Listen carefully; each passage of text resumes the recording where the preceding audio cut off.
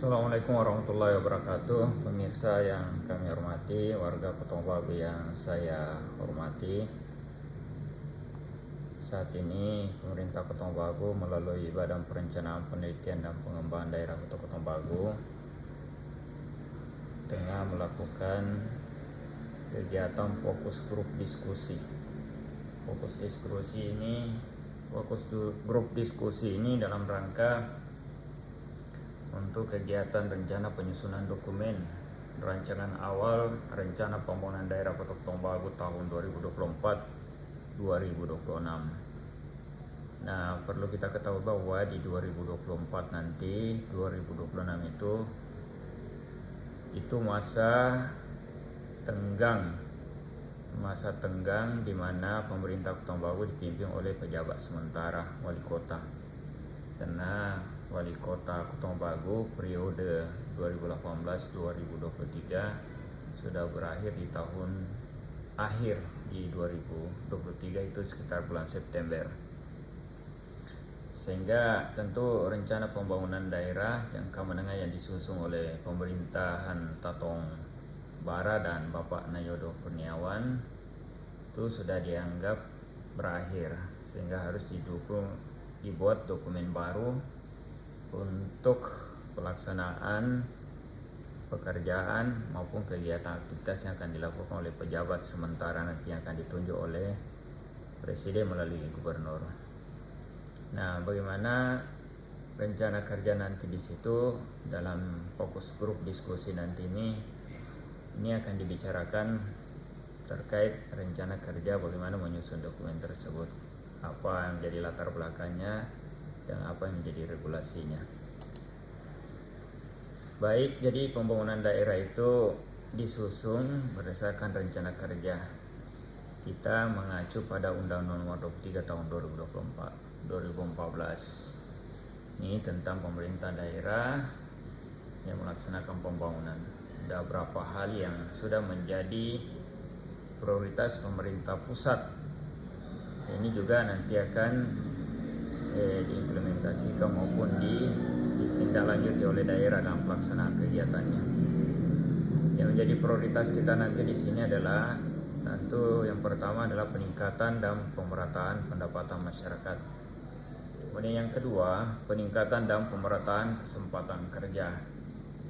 Kemudian yang ketiga adalah peningkatan dan pemerataan lapangan berusaha. Selanjutnya adalah peningkatan dan pemerataan akses dan kualitas pelayanan publik. Dan yang terakhir tentu adalah peningkatan dan pemerataan daya saing daerah. Ya, ini daya saing daerah ini dalam rangka untuk menjadikan satu daerah dengan daerah yang sama, kemampuan, kondisi dan lain sebagainya. Ini yang menjadi tantangan pemerintah pusat maupun pemerintah daerah untuk mewujudkan kelima amanat dari undang-undang ini.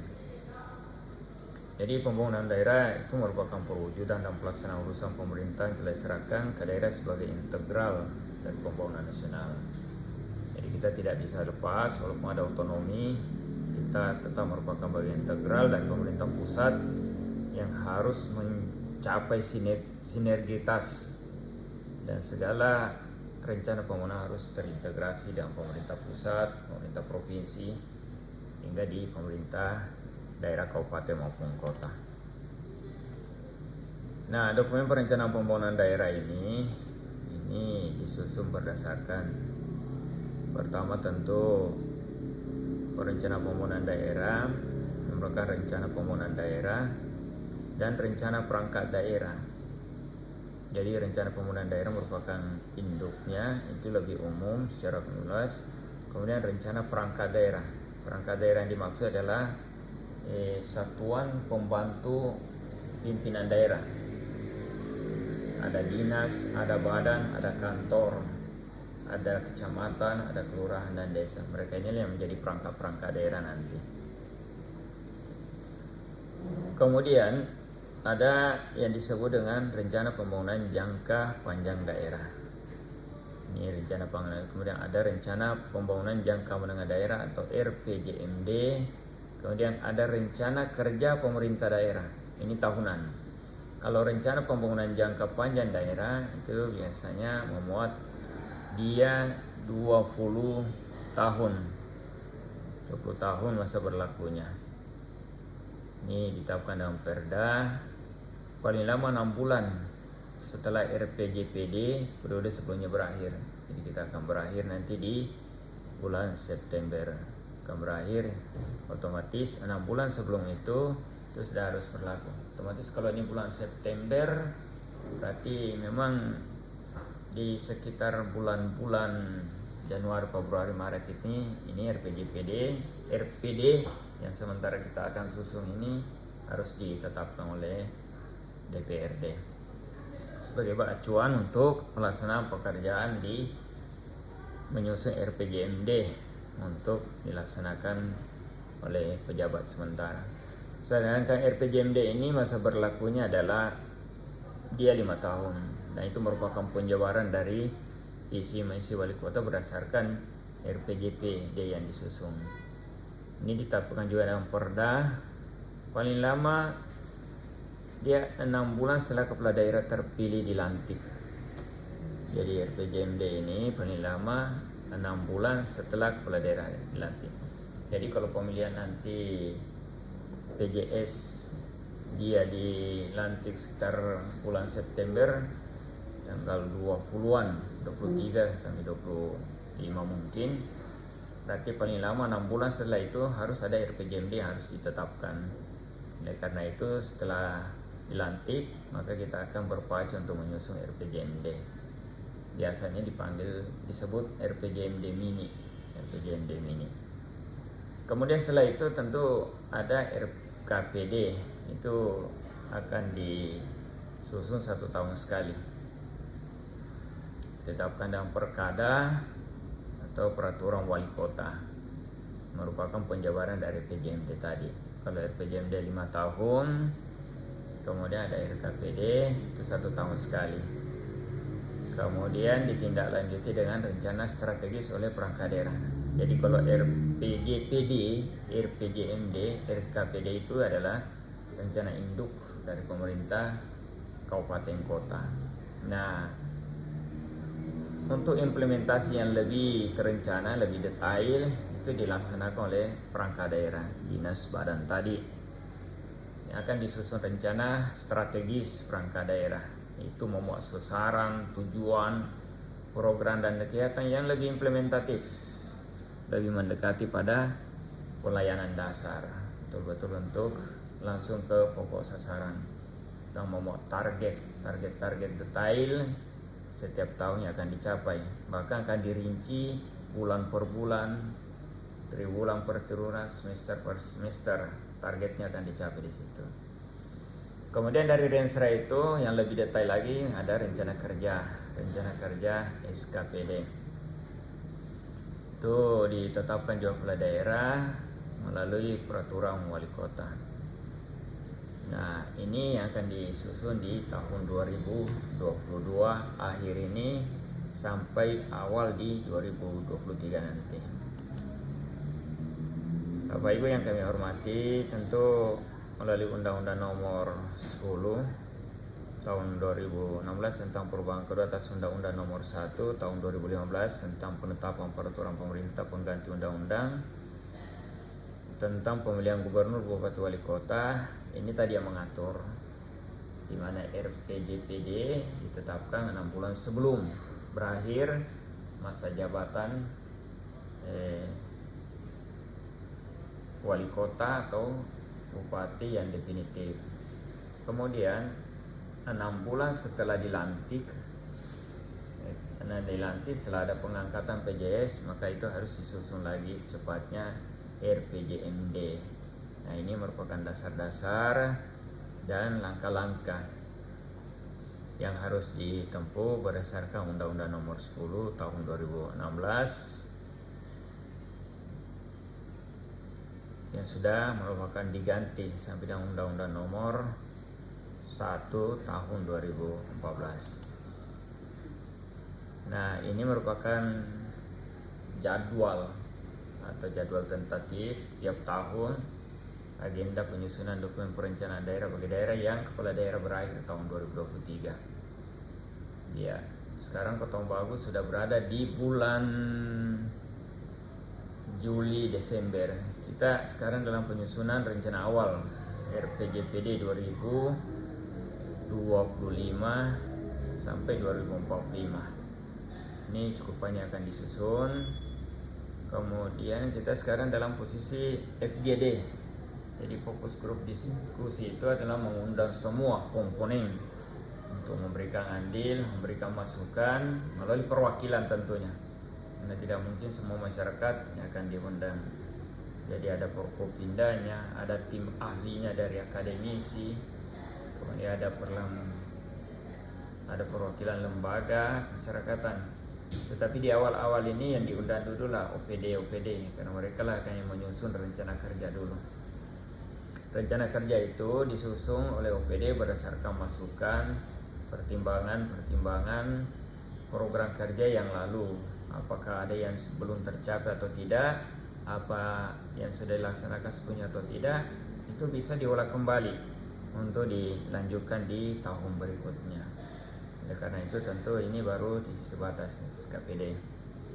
Di 2024 nanti bulan Januari Maret itu sudah disusun RPJMD teknokratik secara akademis, pertimbangannya bagaimana, secara gambaran umumnya bagaimana, itu sudah disusun. Karena itu ada semacam piranti-piranti pendukung di situ. Ada KLHS, kemudian ada tata ruang nanti, itu merupakan pertimbangan. Jadi KLHS ini adalah merupakan masalah lingkungan hidup. Bagaimana tata ruang kita, kemudian sustainable lingkungan hidup kita, ini berasal dari DLH, akan disusun dengan KLHS kita. Kemudian selanjutnya tentu ada musrembang RJPD. Musrembang ini tadi yang merangkum semua komponen dari dasar. Cuma kalau biasanya musrembang di RPJMD yang definitif itu melibatkan seluruh desa. Kalau di RPJPD untuk yang pejabat ini kita tentu batasi karena merupakan waktu, tetapi tidak mengurangi kualitas. Artinya mengundang perwakilan dari desa yang terpilih, yang dianggap punya suara representatif, yang bisa memberikan suara. Dan itu biasanya ditentukan oleh para kepala desa, Sangadi, Lurah, dan LKMD atau BPBD yang ada di desa. Di bulan November tentu kita akan melaksanakan pilkada serentak sesuai jadwal 2024. Kemudian setelah ada pelantikan, yaitu 6 bulan setelah itu pelantikan paling lambat, itu dilakukanlah penyusunan RPJMD dengan dasar RPJPD tadi, RPJD tadi. Ya, penetapannya 6 bulan setelah pelantikan itu paling lambat itu. Kemudian 6 bulan setelah RPJD ditetapkan berakhir. Nah, tahun 2025 itu ya tinggal pelaksanaan sampai 2026 nanti. Ini akan kita susun nanti. Tentu butuh banyak masukan, butuh data yang valid sehingga semua bisa berjalan dengan baik. Kami harapkan ini bisa berjalan dengan lancar sehingga pembangunan di Kota Bagus lebih meningkat lagi dan lebih progresif lagi daripada sisi pencapaian targetnya. Ini kerangka logis penyusunan RPD, mulai dari kebijakan RPJPD periode yang berkenan, kemudian hasil evaluasi RPJMD sebelumnya, kemudian permasalahan dan isu aktual yang kita angkat kembali. Kira-kira di tengah perjalanan isu-isu apa yang muncul, apa yang menjadi akar-akar masalahnya, itu semua akan diramu, dijadikan sebagai bahan pertimbangan untuk penyusunan RPJPD. Kemudian di dalamnya ada kertas kerja, pohon kinerja, cascading. Jadi pohon kinerja ini adalah membicarakan suatu persoalan dari umum ke khusus. Jadi kita buka dulu umum, setelah itu kita rangkai ke lebih detail untuk lebih fokus untuk lebih menjuruskan pemecahan masalahnya. Dan cascading adalah gambaran struktur penanggung jawab, apa yang akan dikerjakan, siapa yang bertanggung jawab, bagaimana melaporkan, dan bagaimana hasilnya. Nah, hasil dari itu akan tersusun namanya RPD, Rencana Pembangunan Daerah, yang ditindaklanjuti dengan Renstra. Renstra inilah akan disusun jadi bahan untuk menyusun Rencana Kerja Pemerintah Daerah atau RKPD. Kemudian ada rencana kerja. Selanjutnya setelah ada selesai ini perencanaan, kemudian target-target sudah disusun, biasanya tinggal untuk menyesuaikan anggaran, pemberian anggaran, UA, PPAS. Jadi kita mengacu pada money follow program. Jadi uang mengikuti program skala prioritas. Jadi program disiapkan, kemudian kegiatan disiapkan, kemudian baru siapkan anggarannya. Kalau yang lalu-lalu biasanya anggaran dulu dipatok, sekian anggaran baru kita bikinkan program. Sehingga kadang-kadang program itu asal-asalan untuk memenuhi saja jumlah uang. Sekarang program dulu itu diteliti secara selektif, dianalisa kalau tidak memenuhi syarat dan tidak sesuai tuntutan masyarakat banyak, tidak sesuai keinginan masyarakat banyak, tentu uang tidak bisa diberikan di situ. Jadi yang dimaksud tuntutan masyarakat banyak ini bukan orang perorangan. Kadang-kadang kepentingan pribadi ada muncul, kepentingan perseorangan muncul, tentu ini tidak bisa. Ini harus berdasarkan untuk kepentingan lebih banyak. Kemudian dari rencana anggaran pemerintah, rencana anggaran pendapatan dan belanja daerah RAPBD. Nah, SKPD akan menyusun RKA. RK ini adalah belanja dalam rumah tangga yang akan disusun selama 1 tahun. Situ akan dipisahkan anggaran kasnya, detail-detail pembeliannya yang sampai sekecil-kecilnya akan terurai di RKA SKPD nanti itu. Kemudian selanjutnya dalam penyusunan rencana pembangunan daerah tahun 2024-2025 nanti tentu ada beberapa faktor yang harus diperhatikan. Yang pertama, target indikator makro harus selaras dengan program prioritas nasional dalam RPJM tahun 2020-2024. Jadi indikator-indikator makro seperti indeks pembangunan manusia, kemudian PDRB, kemudian tingkat pengangguran, kemiskinan, dan lain sebagainya, itu merupakan indikator makro. Itu harus sesuai dengan program prioritas nasional sehingga dia akan selaras. Misalnya dari sisi investasi daerah, berapa target pembangunan nasional, itu akan selaras dengan target pembangunan di daerah.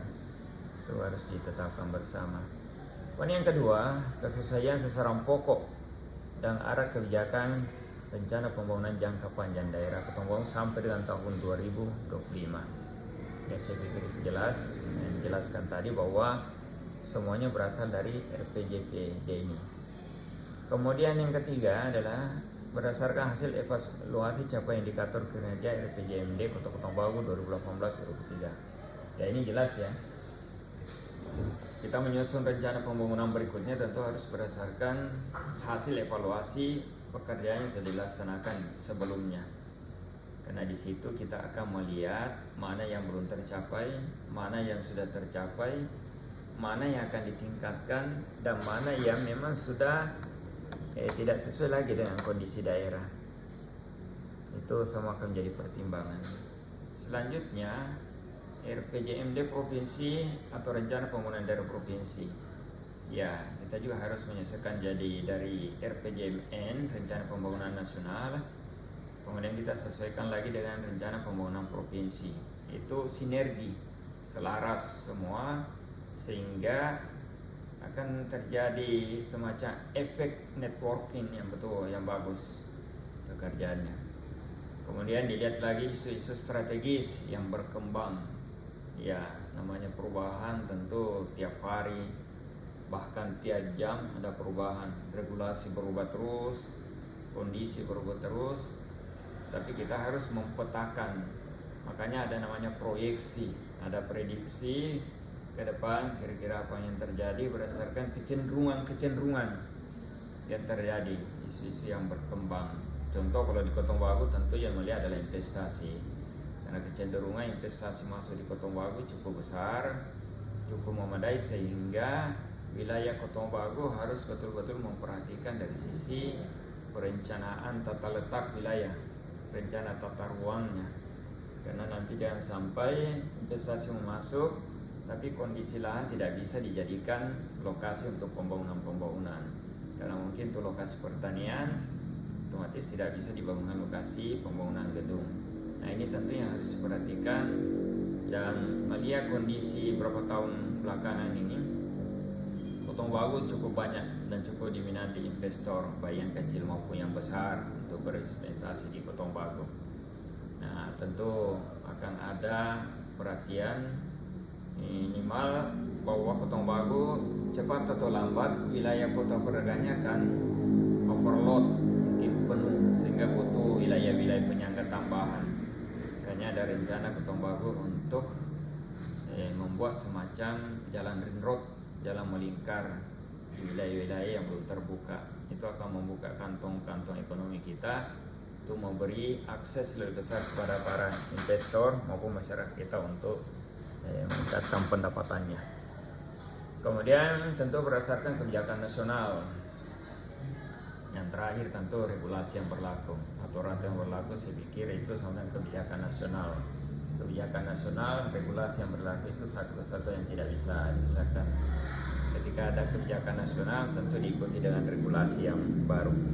Nah inilah yang harus selalu diperhatikan, kemungkinan-kemungkinan yang berkembang. Makanya kita harus tetap melihat dan mengikuti perkembangan yang ada secara nasional untuk melihat kondisi perkembangan nasional, tentu yang sesuai dengan kondisi yang ada di wilayah kita.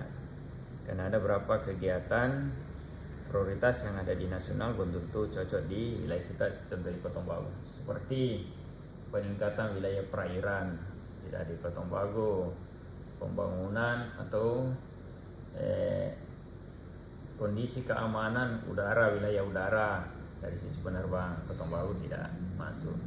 Ada beberapa hal-hal yang tidak masuk, dan itu disesuaikan saja dengan kondisi wilayah kita yang ada di Kotong Bagu. Kemudian ini saya pikir ini sudah dilaksanakan tadi. Tujuan pelaksanaan tentu merumuskan dan menyepakati permasalahan pembangunan daerah dalam kerangka ekonomi, penentuan tema pembangunan serta pemilihan prioritas pembangunan daerah dan program prioritas daerah. Saya pikir itu ramuan yang saya jelaskan tadi. Ini dalam bahasa perencanaannya ini.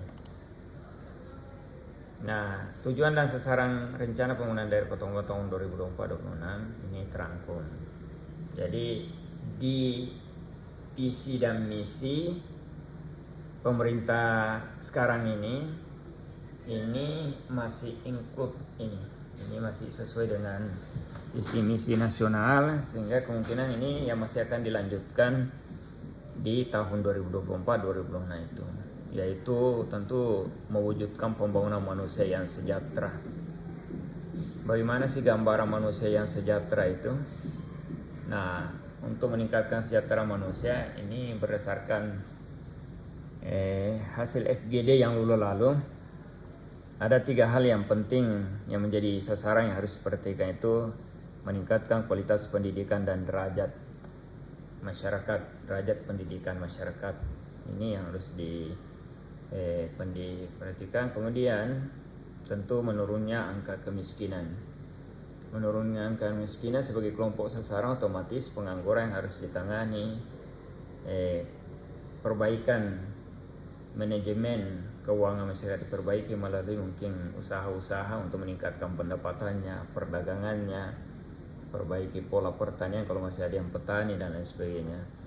Kemudian yang ketiga tentu meningkatnya kualitas hidup perempuan dan perlindungan anak. Ini penting. Perlindungan anak perempuan harus diperhatikan karena mereka lah adalah pokok untuk melahirkan generasi-generasi berkualitas untuk di masa yang akan datang. Tenaga-tenaga pendidik, anak-anak yang sehat dengan ibu yang sehat, tentu anak-anak akan ikut sehat dengan pola pemenuhan gizi dari awal, penggunaan ASI dan lain sebagainya. Kemudian yang tujuan kedua yang akan dicapai adalah meningkatnya daya saing ekonomi dan pembangunan daerah. Ya, Kota Bagu dengan umur baru 12 tahun ini tentu juga punya target untuk punya daya saing sama sederajat dengan daerah lain yang sudah lebih dulu malu, mungkin puluhan ratusan tahun yang lalu berdiri. Nah, Kota Bagu harus bersaing minimal di Pulau Mongondo Raya ini. Nah, apa yang menjadi sasaran agar kita bisa berdaya saing secara ekonomi maupun pembangunan daerah? Tentu kita harus meningkatkan kontribusi pendapatan domestik regional bruto (PDRB) terhadap pertumbuhan ekonomi kita. Otomatis ini sisi ekonomi, kantong ekonomi tadi, investasi harus ditingkatkan agar pendapatan domestik kita, pendapatan masyarakat ini bisa meningkat. Kemudian meningkatnya investasi daerah. Ya, ini satu kesatuan yang tidak terpisahkan. Harus ada investasi yang masuk, permodalan yang masuk untuk membuat perputaran ekonomi lebih stabil, lebih signifikan dan meningkat sehingga roda perekonomian terus berjalan. Dengan begitu tentu harus pendapatan kita, harus benefit kita di warga Kota Bagu bisa naik secara simultan maupun berkelanjutan.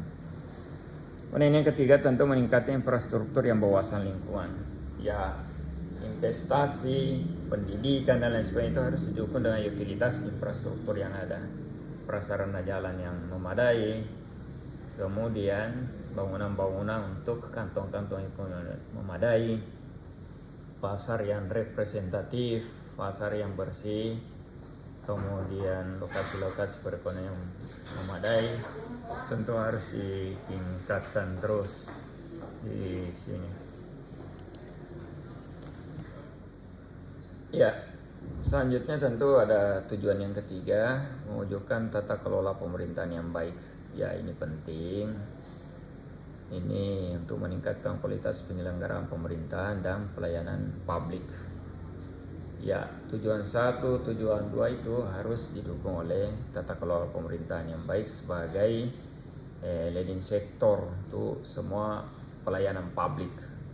Oleh karena itu tentu ini harus diperhatikan dengan baik. Pemerintah Kota Bagu harus konsen, dan memang Wali Kota Kota Bagu saat ini memang tengah menggenjot seluruh SKPD harus terus berupaya meningkatkan kapasitas, kompetensi dan kapabilitas diri untuk meningkatkan value, nilai-nilai dan etika serta profesional dalam bekerja agar bisa memberikan pelayanan yang terbaik.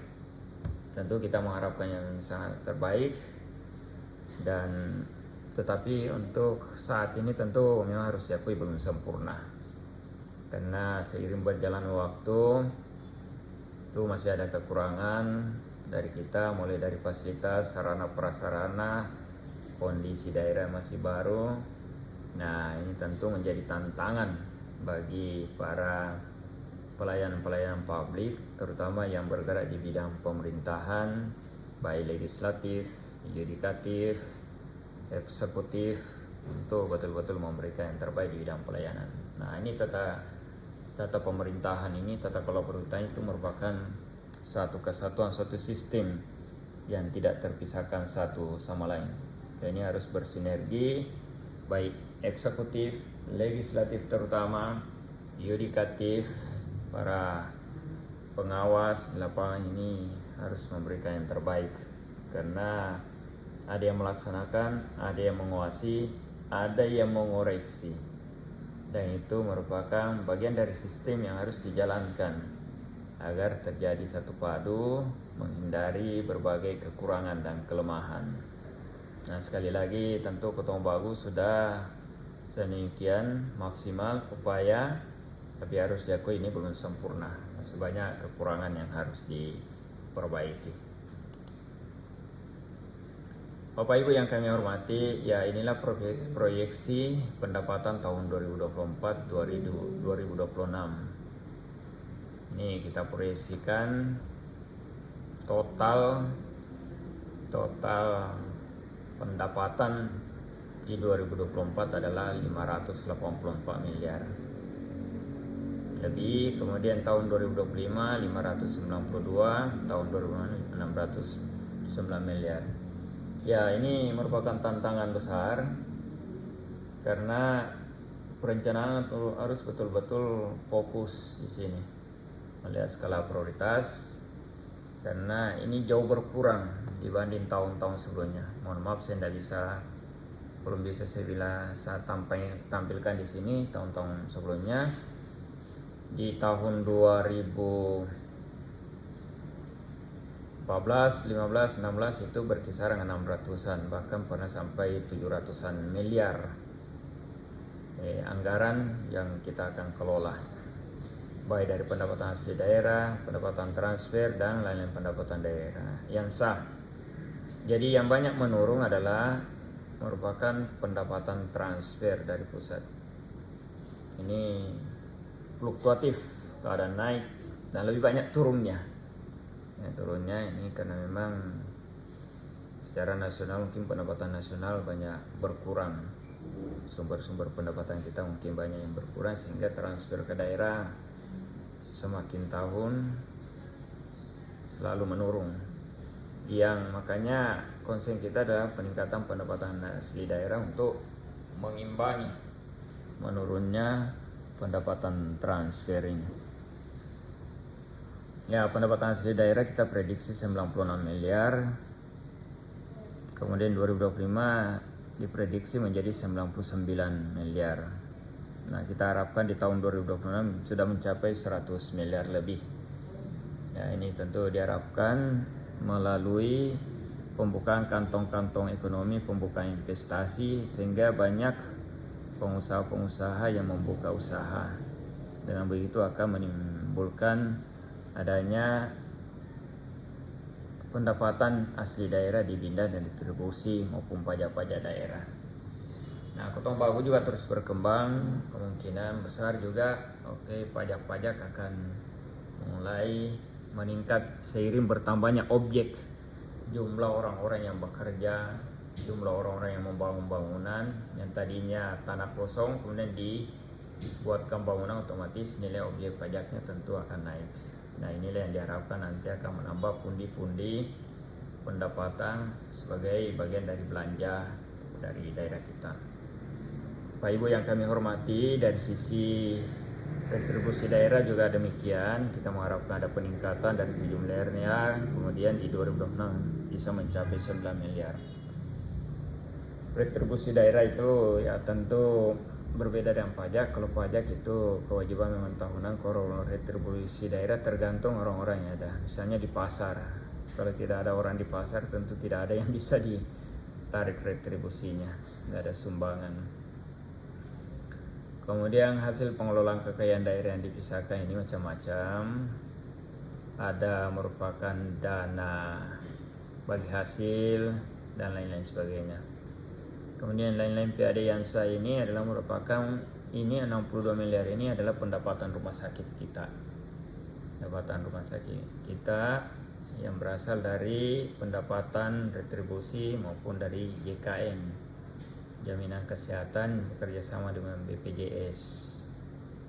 Kemudian dari sisi pendapatan transfer ini merupakan dari pusat yang diberikan oleh pusat ke daerah. Kemudian transfer antar daerah ini dari termasuk juga bagi hasil di sini. Misalnya ada cukai, rokok dan lain sebagainya di sini. Lain pendapatan daerah yang sah, yang mungkin ada semacam penyertaan modal, deposito, kemudian ada badan usaha milik daerah, mungkin dimiliki oleh tiap daerah, ada royalti, ada dividen bagi hasil yang diberikan oleh usaha-usaha tersebut. Yang jelas inilah prediksi pendapatan kita.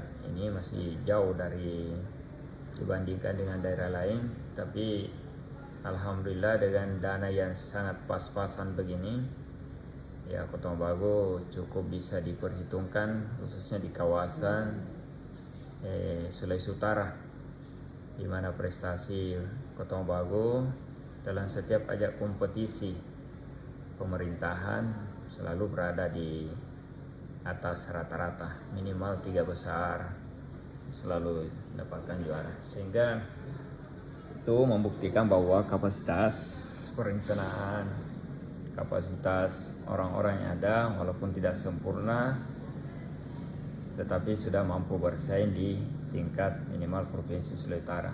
Tingkat nasional pun kita sering mendapatkan juga penghargaan. Nah, sekali lagi tentu belum sempurna, masih banyak kekurangan, masih banyak keluhan dari masyarakat yang belum terpenuhi. Tentu kita mengharapkan masukan terus, kemudian masukan dari masyarakat kita untuk melihat kekurangan-kekurangan yang ada di pemerintahan. Tapi harus juga menyadari bahwa kemampuan fiskal pemerintah Kota Mobagu untuk memenuhi semua aspek tuntutan masyarakat, khususnya di bidang pembiayaan, tentu belum bisa kita penuhi secara maksimal. Karena anggaran yang kita butuhkan sangat besar, sedangkan total dana yang ada masih sangat kecil. Itu proyeksi pendapatan kita. Jadi bahasa sederhananya ini tentu di tahun 2024, 2025, 2026 ini kita masih harus survive, masih harus mengencangkan ikat pinggang, harus betul-betul punya perencanaan yang baik, matang, agar dana yang kecil ini betul-betul bisa dimanfaatkan dan bisa bermanfaat dan bisa memberikan dampak yang baik untuk peningkatan kesejahteraan masyarakat Kota Mobagu. Nah, bagaimana keterkaitan visi misi dengan pengusahaan program kegiatan? Ya, ini merupakan konsep untuk membuat satu perencanaan.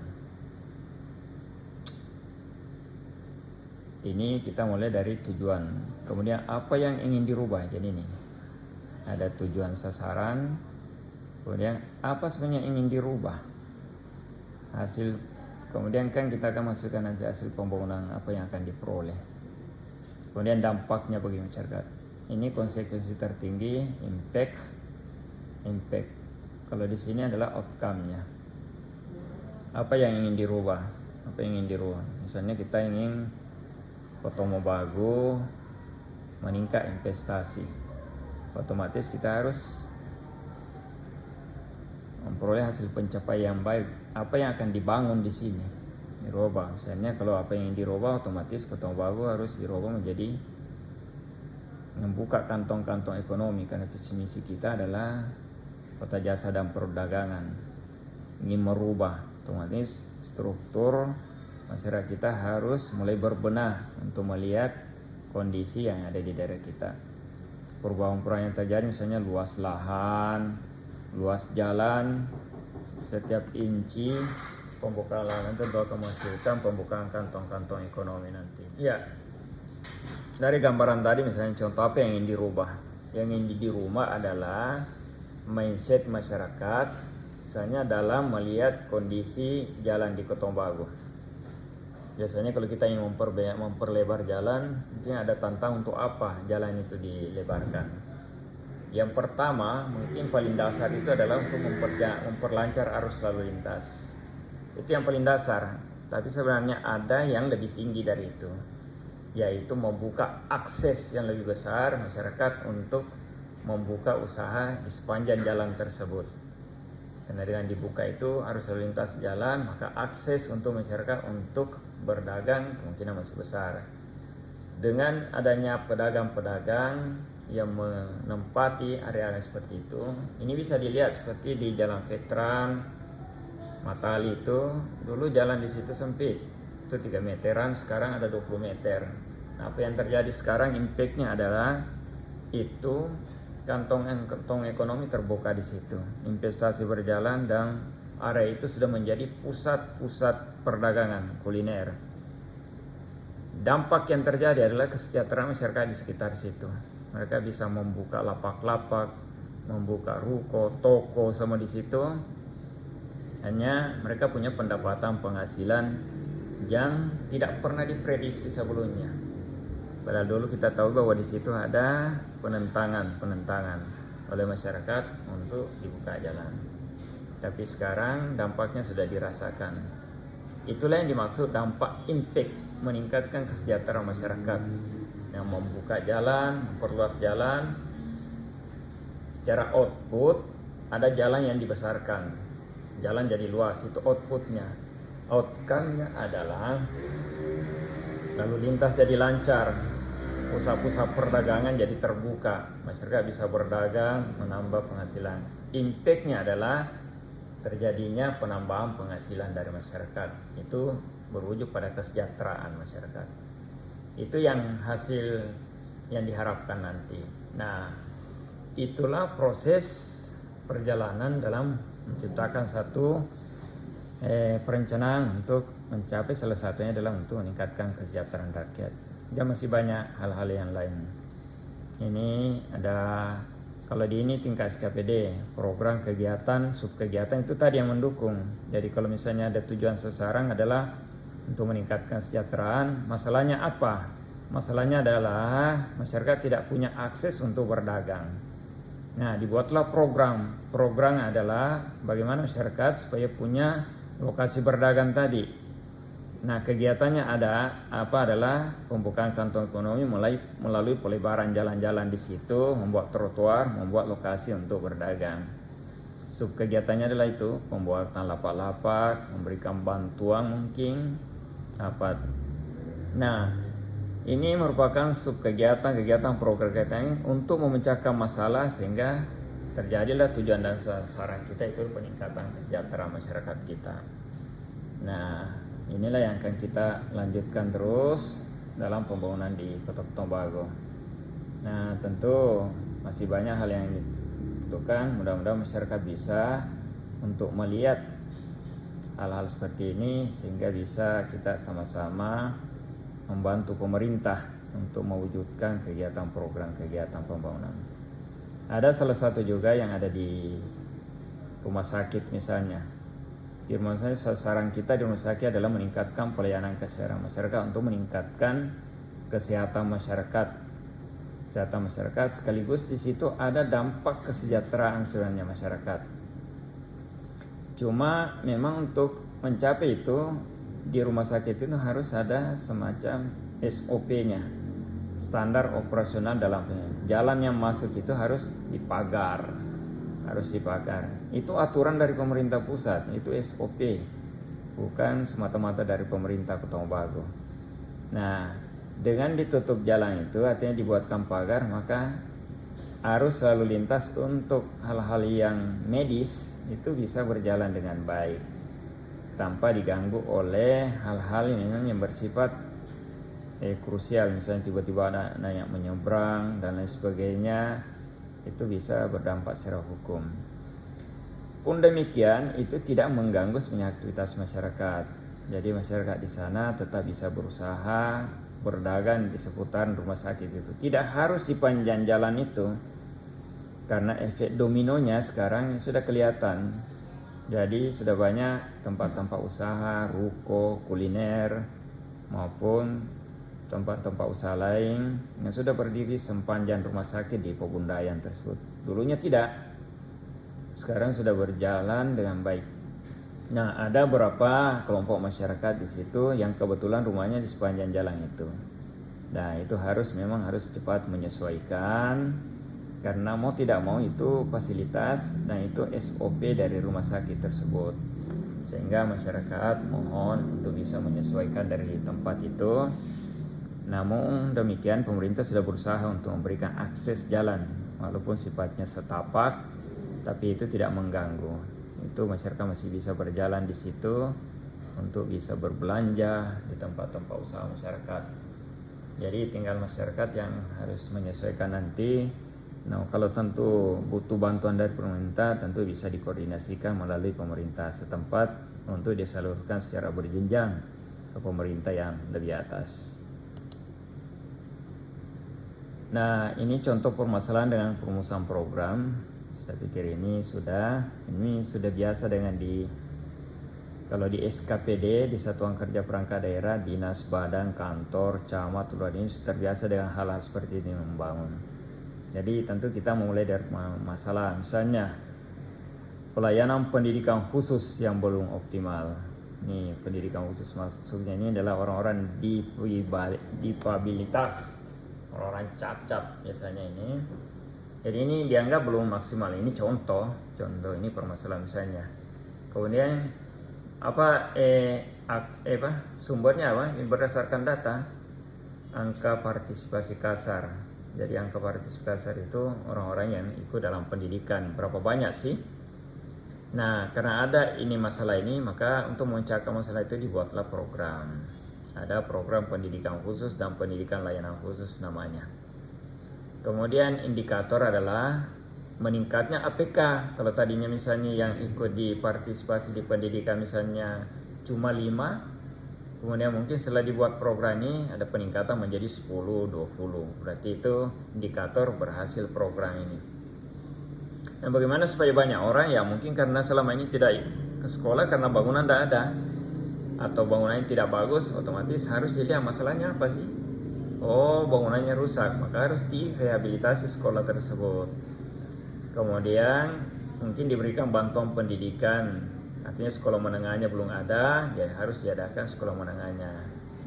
Kemudian yang ketiga mungkin pendidiknya, tenaga pendidik, guru-gurunya itu harus diberikan atau dibagi rata. Mungkin ada yang sekolah yang menumpuk gurunya, ada yang kekurangan, ini. Jadi ini merupakan kegiatan-kegiatan. Nah, bagaimana dianggap berhasil rehabilitasi sekolah? Kalau jumlah ada sekolah yang direhabilitasi berhasil dibangun, berarti berhasil kegiatannya. Kemudian guru dan ini sudah tersebar bagus, berarti dianggap berhasil. Nah, ini contoh-contoh pemecahan masalah di samping yang saya jelaskan tadi tentang jalan membuka kantong ekonomi, kemudian jalan di rumah sakit, ini juga salah satu contohnya harus dipenuhi. Nah, saya pikir ini caranya adalah mengisi tadi ini. Jadi setiap orang yang ingin buat perencanaan, terutama SKPD, ya memuat urusan apa masalahnya, kemudian kira-kira apa program prioritas. Inilah yang kita akan bicarakan di FGD nanti. Baik, Bapak Ibu yang kami hormati, barangkali demikian uraian singkat dari saya sebagai Kepala Bapelitbanda tentang rencana kegiatan fokus grup diskusi yang akan dilaksanakan dalam rangka penyusunan rencana pembangunan daerah Kutong Bagu tahun 2024-2026 dalam rangka untuk menyambut adanya pejabat sementara di Kutong Bagu, pejabat sementara Wali Kota Kutong Bagu. Mudah-mudahan bisa bermanfaat dan tentu kalau ada masukan silakan masukkan ke pemerintah Kutong Bagu, ke seluruh SKPD. Tapi itulah merupakan rangkaian kerja yang kita akan laksanakan. Demikian, Syukur Manto. Assalamualaikum warahmatullahi wabarakatuh. Semangat Kutong Bagu maju selalu. Amin ya robbal alamin.